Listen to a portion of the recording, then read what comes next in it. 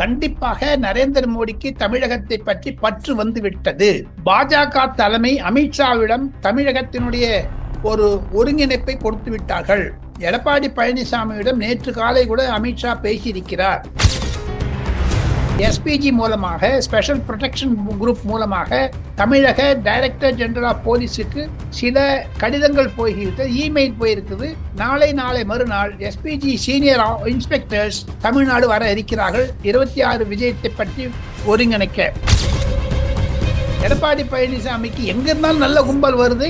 மத்திய பாஜக உணர்ந்திருக்கிறது. ஊடகங்கள் மூலமாக தெரிந்து கொள்கிறார்கள், உளவுத்துறை மூலமாக தெரிந்து கொள்கிறார்கள், ட்விட்டர், பேஸ்புக் மூலமாக தெரிந்து கொள்கிறார்கள். ஆக மொத்தம் மத்திய பாஜகவிற்கு பிரதிதினம் தமிழகத்திலிருந்து நயினார் நாகேந்திரன் பல விஷயங்களை சொல்லிக் கொண்டிருக்கிறார். நயினார் நாகேந்திரன், RN ரவி போன்றவர்களுடைய ஒருங்கிணைப்பு இருக்கிறது.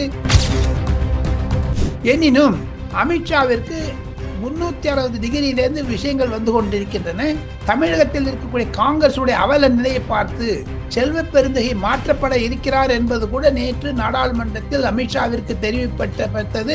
சில காங்கிரஸ் எம்பிக்கள் மூலமாக தனியாக பேசிக் கொண்டிருக்கும் பொழுது அங்க தமிழ்நாட்டில் அந்த ராஜராஜ சோழனை கையில் எடுத்துன்னு திமுக பஞ்சர் பண்ணி விட்டாரு நரேந்திர மோடி பலூன். இப்போ 2026 விட்டுருங்க, 29, 31 போன்ற தேர்தல்களில் எல்லாம், நாடாளுமன்றம், சட்டசபை தேர்தல்களில் எல்லாம் திமுக வர்சஸ் பாஜக, திராவிடம் வர்சஸ் இந்துத்வா என்ற நிலையில் தான் தமிழ்நாடு நோக்கி போகிக் கொண்டிருக்கிறது என்று கூட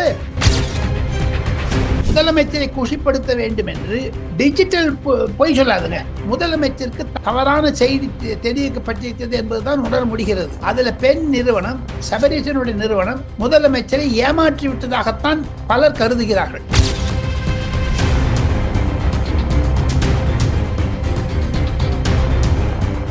ரியல் ஒன் நண்பர்கள், உறவுகள் அனைவருக்கும் வணக்கம். முக்கியமான பல தகவல்களை பகிர்ந்து கொள்ள நம்மோடு இணைந்திருப்பவர் மூத்த பத்திரிகையாளர் டெல்லி ராஜகோபாலன் சார் அவர்கள். வணக்கம் சார். நமஸ்காரம். பிரதமர் மோடி அவர்கள் 2 நாள் பயணமாக தமிழகம் வந்து திரும்பி இருந்தாங்க. 26, 27 தமிழகம் வந்து திரும்பி இருந்தாங்க. மீண்டும் இந்த மாதம் வர இருப்பதாக செய்திகள் வெளியாகிட்டு இருக்கு. இப்படி இருக்கக்கூடிய சூழ்நிலை தான் மோடி வந்து சென்ற பிறகு டெல்லியில எப்படி சார் பாஜக மட்டத்துல பேச்சுக்கள் அடிபடுகிறது தமிழக வருகை குறித்து? கண்டிப்பாக நரேந்திர மோடிக்கு தமிழகத்தை பற்றி பற்று வந்து விட்டது. பாஜக தலைமை அமித்ஷாவிடம் தமிழகத்தினுடைய ஒரு ஒருங்கிணைப்பை கொடுத்து விட்டார்கள். எடப்பாடி பழனிசாமியிடம் நேற்று காலை கூட அமித்ஷா பேசியிருக்கிறார். பிரதமர் நரேந்திர மோடி 26 ஆகஸ்ட் மாதம் திருவண்ணாமலை போன்ற கடலூர், விழுப்புரம் போன்ற இடங்களுக்கு வருவதாக நான் கேள்விப்படுகிறேன். இன்று எஸ்பிஜி மூலமாக, ஸ்பெஷல் ப்ரொடெக்ஷன் குரூப் மூலமாக தமிழக டைரக்டர் ஜெனரல் ஆஃப் போலீஸுக்கு சில கடிதங்கள் போய்கிறது, இமெயில் போயிருக்குது. நாளை மறுநாள் எஸ்பிஜி சீனியர் இன்ஸ்பெக்டர்ஸ் தமிழ்நாடு வர இருக்கிறார்கள் 26 விஜயத்தை பற்றி ஒருங்கிணைக்க. பிரதமர் டெல்லிக்கு வந்த பிறகு அமித்ஷாவிடம் தமிழகம் களம் நன்றாக இருக்கிறது. எடப்பாடி பழனிசாமியினுடைய மீட்டிங் நல்லா இருந்தது. தெருவெல்லாம் அதிமுக பாஜக கொடி பறந்தது என்றெல்லாம் மகிழ்ச்சியுடன் தெரிவித்தார். அமித்ஷா 7, 8 தேதிகளில் சென்னை வர இருக்கிறார் என்பதையும் நான் ஒரு பிரேக்கிங் ஸ்டோரியா உங்களுக்கு தெரியும். ஆகஸ்ட் மாதம் வர இருக்கிறார். சார், இப்போ அமித்ஷா அவர்கள் 6, 7 வர்றாரு அப்படின்னா, இப்போ மோடி வந்து சென்று ஒரு 10 நாள் இடைவெளியில மீண்டும் அமித்ஷா வருகிறார். இதை எப்படி சார் பார்ப்பது? இப்போ தமிழக அரசியல் களத்தில் அமித்ஷா வருகை ஒரு மாற்றத்தை உருவாக்குமா சார்? உருவாக்கும், கண்டிப்பாக தமிழகத்தில் மாற்றத்தை உருவாக்கும். எடப்பாடி பழனிசாமிக்கு ஒரு ஆறுதலை கொடுக்கும், உற்சாகத்தை கொடுக்கும். அவருக்கு வரக்கூடிய கூட்டத்தை பார்த்துத்தான்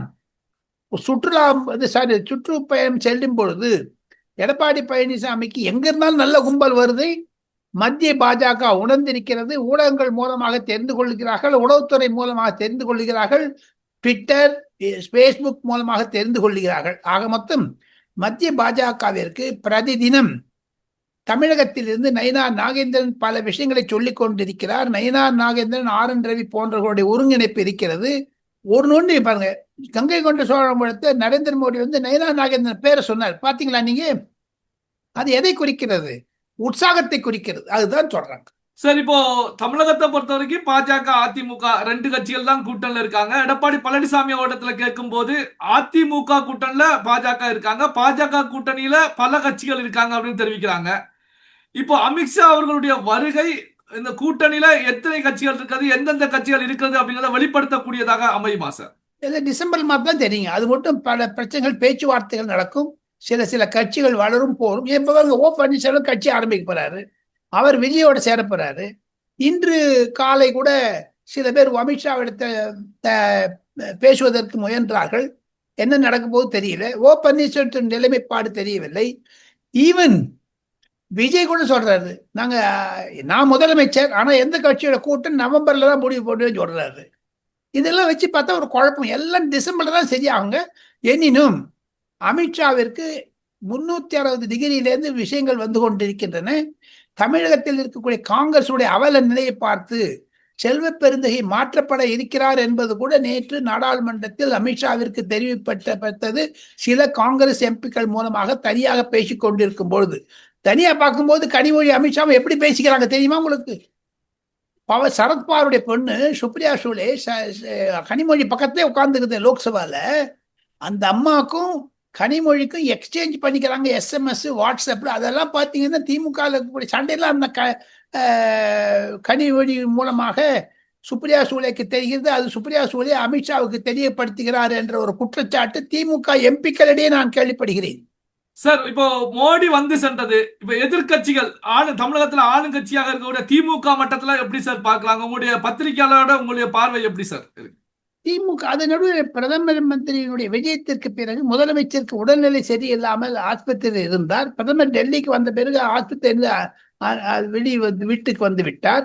கண்டிப்பாக இந்த ஓரணியில் நாம் உங்களோட அதெல்லாம் நின்று போச்சு பிரதமருடைய தாக்கம். அதை தவிர அங்க தமிழ்நாட்டுல அந்த ராஜராஜ சோழனை கையில எடுத்துன்னு திமுக பஞ்சர் பண்ணி விட்டாரு நரேந்திர மோடி, பலூன். இப்போ 2026 விட்டுருங்க, 29, 31 போன்ற தேர்தல்களில் எல்லாம், நாடாளுமன்றம் சட்டசபை தேர்தல்களில் எல்லாம் திமுக வர்சஸ் பாஜக, திராவிடம் வர்சஸ் இந்துத்வா என்ற நிலையில் தான் தமிழ்நாடு நோக்கி போய் கொண்டிருக்கிறது என்று கூட சில வர்ணனையாளர்கள் சொல்லுகிறார்கள். வட இந்தியாவில் திமுகவுடைய ஒரு ஆதங்கம், ஒரு இம்பார்ட்டன்ஸ் குறைஞ்சிடுச்சுங்க இந்த உதயநிதியினுடைய பதவி உயர்ப்பு மூலமாக. ஆனால் டெல்லியில் கண்டிப்பாக ஒரு வதந்தி உலாவிக் கொண்டு வருகிறது. திராவிட முன்னேற்ற கழகத்தின் கட்சியிலும் ஆட்சியிலும் குடும்பத்திலும் சில பிரச்சனைகள் இருப்பதனால் கனிமொழி அவர்களுடைய நிலைப்பாட்டில் மாறுதல்கள் காணப்படுவதனால் ஒருவேளை மு.க. ஸ்டாலின் அவர்கள் உதயநிதி ஸ்டாலினை தேர்தலுக்கு பிறகு முதலமைச்சர் ஆக்குவாரா, தேர்தலுக்கு முன்னதாக ஆக்குவாரா என்றெல்லாம் தெரிகிறது. ஒருவேளை ஆகஸ்ட் 2 முதலமைச்சரானாலும் ஆயிடலாம் உதயநிதி, சொல்வதற்கு இல்லைங்க. சார், திமுக பொறுத்த வரைக்கும் உறுப்பினர் சேர்க்கையில தீவிரமாக ஈடுபட்டு இருக்காங்க. ஜூலை 1ஆம் தேதியிலிருந்து ஒவ்வொரு பகுதியிலுமே உறுப்பினர் சேர்க்கை. இந்த உறுப்பினர் சேர்க்கையை பொறுத்த வரைக்கும் இப்போ முதலமைச்சர் மு.க. ஸ்டாலின் அவர்களிடத்துல கொடுக்கப்பட்ட ஃபைல்ல ஒரே ஓடிபியில நூற்றுக்கணக்கான ஆயிரக்கணக்கானவர்கள் இணைக்கப்பட்டிருக்காங்க அப்படிங்கிறது கண்டுபிடிக்கப்பட்டு மீண்டும் முதல்ல இருந்து இணைங்க அப்படின்னு சொல்லி இன்ஸ்ட்ரக்ஷன் கொடுக்கப்பட்டிருக்கு. ஸ்டாலின் அவர்களுக்கு பெரிய அதிர்ச்சியா ஏற்பட்டிருக்கு. ஏன்னா ஒரு ஃபேக்கான டேட்டா பேஸ அங்க கட்சியினர் ஆட் பண்ணிருக்காங்க, சேர்த்திருக்காங்க அப்படின்னு சொல்லி. இதை எப்படி சார் பாக்குறீங்க? டி.ஆர். பாலுடைய மகன் டி.ஆர்.பி. ராஜா மீது குற்றச்சாட்டு. சில திமுக எம்பிக்கள் அதை ஓப்பனாவே சொல்றாங்க. ஃபேக் பண்ணிருக்காங்க, ஃப்ராட் பண்ணிருக்காங்க, இன்ஃபிளேட் பண்ணிருக்காங்க. ஒண்ணு சொல்றேங்க சிவா, சொல்லுங்க சார். 18 வயசுக்கு மேல இருந்தா யாருன்னா உறுப்பினரா சேர்க்கலாம். தமிழ்நாட்டுல 18 வயசுக்கு மேல இருக்கவங்களுடைய எண்ணிக்கை 5,40,00,000 இல்ல 5 கோடின்னு வச்சுங்க. அதிமுகவுக்கு ஏற்கனவே 2 கோடி உறுப்பினர் இருக்காங்க, திமுகவுக்கு 1.5 கோடி இருக்காங்க. விஜய் சொல்றாரு 2 கோடி சேர்த்துங்கன்னு சொல்லிட்டு. இப்ப இவர் சொல்றாரு மு.க. ஸ்டாலின் 50 லட்சம் வந்திருக்குன்னுட்டு. இந்த தமிழகத்தில் இருக்கக்கூடிய வாக்காளர்களே ஒரு வாக்காளர் 3 கட்சியில் இருப்பாங்களாங்க சார்? அதிமுக திமுக இருப்பானா, திமுக இருக்கும் பாஜக இருப்பானா, பாஜக இருக்கும் நாம் தமிழர் இருப்பானா? அப்ப நாம் தமிழர் கட்சி சீமான் கட்சியுடைய உறுப்பினர்கள் எங்க போறது? ஆக மொத்தம் இந்த 5.5 கோடி பேர்லயே சுத்துறதை தவிர திமுக செய்தது மாபெரும் ஃப்ராடு செஞ்சிருக்காங்கன்னா அமைச்சர் சில பேர் மீது மு.க. ஸ்டாலினுக்கு பல கோபம் என்று டெல்லியில் கேள்விப்படுகிறேன். சார், அப்ப திமுகவுடைய 30% உறுப்பினர் சேர்க்கை அப்படிங்கிறது வெற்றி அடையாது, தோல்வி அடையும் அப்படின்னு எடுத்துக்கலாமா சார்? தோல்வி அடைந்து விட்டது என்று தான் எடுத்துக்கொள்ள வேண்டும். அது இனியே மும்மரப்படுத்த முடியாது. ஏனென்றால் அந்த முதல்வன் ஓரணியில் எல்லாம் புசுன்னு போயிடுச்சுங்களே.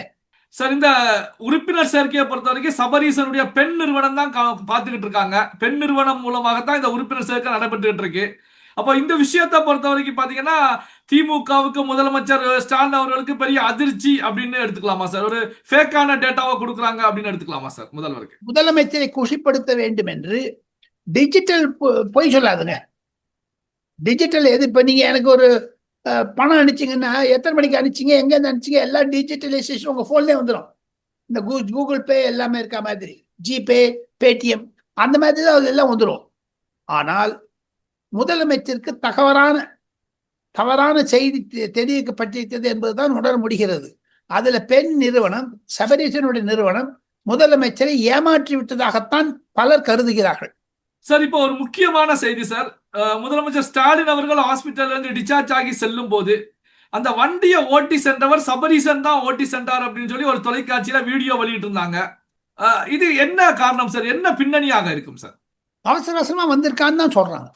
இல்ல, இதற்கு முந்தைய நிலையில உதயநிதி ஸ்டாலின் அவர்களும் அவரே வண்டி ஓட்டிட்டு வந்து ஸ்டாலின் அவர்களை மருத்துவமனையில வச்சு பார்த்துட்டு போறாங்க. இப்ப ஸ்டாலின் அவர்களை அழைச்சி செல்லக்கூடிய வண்டி ஒரு டிரைவர் ஓட்டாமல் சபரீசனே ஓட்டுறாங்க அப்படின்னா என்ன நடந்துகிட்டு இருக்கு சார்? 2-3 இருக்கக்கூடிய வாய்ப்புகள் இருக்கின்றன. ஒன்று, குடும்பத்தில் ஒரு ஒற்றுமையை காண்பிப்பதற்காக கனிமொழிக்கு ஒரு செய்தி சொல்வதற்கு அரசியல் செய்தி, உதயநிதிக்கும் அரசியல் செய்தி, என் பக்கத்தை மாப்பிள்ள தான் இருக்காரு, பிள்ளை இல்லை, தங்க இல்லைன்னுட்டு. 2வது, இருக்கக்கூடிய உண்மையான வியாதியை பலருக்கு தெரிவிக்க கூடாது. மீதி பலரெல்லாம் மாஸ்க் போட்டு அவர் போட்டுக்கல, பாருங்க சபரீசன் போட்டுக்கவே இல்லை. அன்னைக்கு அந்த வீடியோ நானும் பார்த்தேன்.